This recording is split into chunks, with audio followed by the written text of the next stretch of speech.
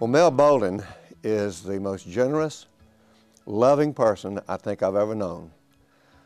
I've known Mel for over 40 years, and I watched her love her husband, love her sons, raise a wonderful family. But more than anything else, I watched her give of herself and her time. And you know, time is the most valuable commodity that any of us have. We can always make more money, but we can never make more time. And Mel generously gave of the most valuable commodity that we have, and that was her time. And she gave it lovingly. She gave it not only to her family, but she gave it to all of us who have known her and loved her for so many years. But she gave it to those who she didn't even know. And in her medical practice, as she traveled back and forth, all in this area, we saw her tirelessly helping those who needed help the most. Dr. Mary Ellen Bouldin, born in Sherrod during the Great Depression in 1930, has blazed trails of excellence from valedictorian at Clarksdale High School to graduation as the #1 student in her medical class, where she was the only female student. She completed her residency in obstetrics and gynecology, a choice that became a blessing to thousands of families in Northwest Mississippi. But first, Mel joined a prestigious obstetrics and gynecology practice in Memphis. She and her family continued to live in Clarksdale, and Mel solved the problem of this unnaturally long commute in her characteristic way by buying an airplane and learning to fly. She flew between the crop duster strip behind her home and Mud Island in Memphis. In the evenings, about sunset, the family would pile into the pickup and drive down to the strip, trying to pick out Mama against the clouds as she came home from work.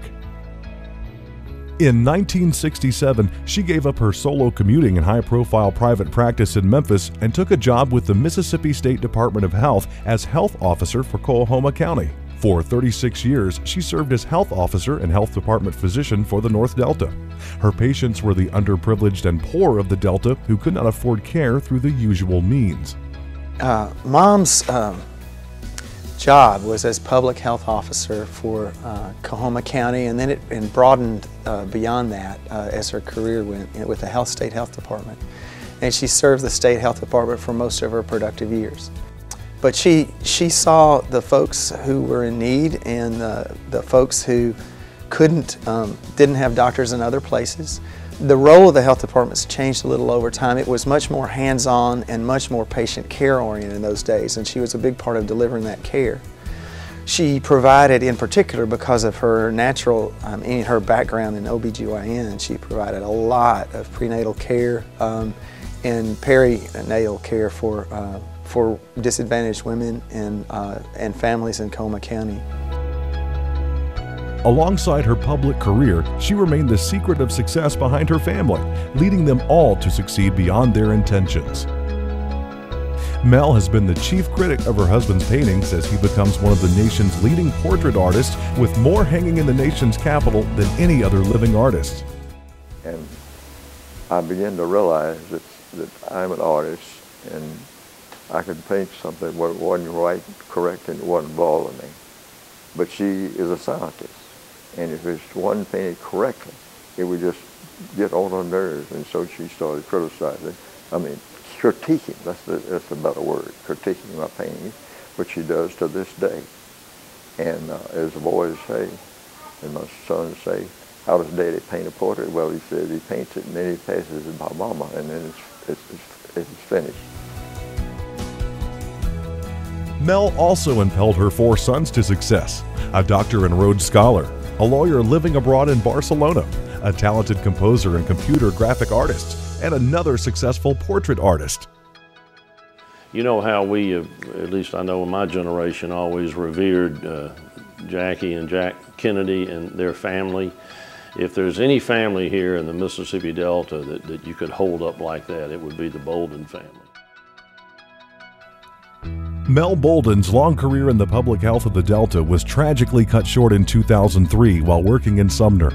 Crossing the street in front of the health department, she was struck by a pickup truck, resulting in a severe stroke she was fortunate to survive. Her rehabilitation has been long, hard, and courageous, still confining her to a wheelchair and permanent damage to speech.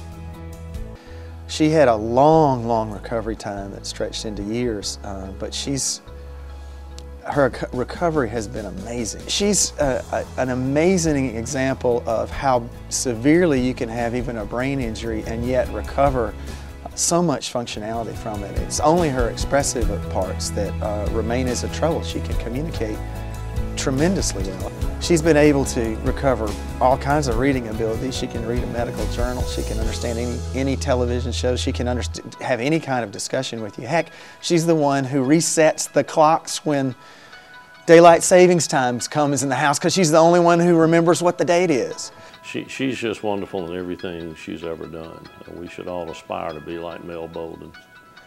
And that tells you more about anybody's heart than anything else. And that's the most beautiful thing about Mel, and I guess that's why we love her so much. It's her heart. It's her heart that stands out. And what a wonderful example it's been for all of us. To watch her love her husband, to watch him love her, and then to watch her sons grow and to watch them love each other.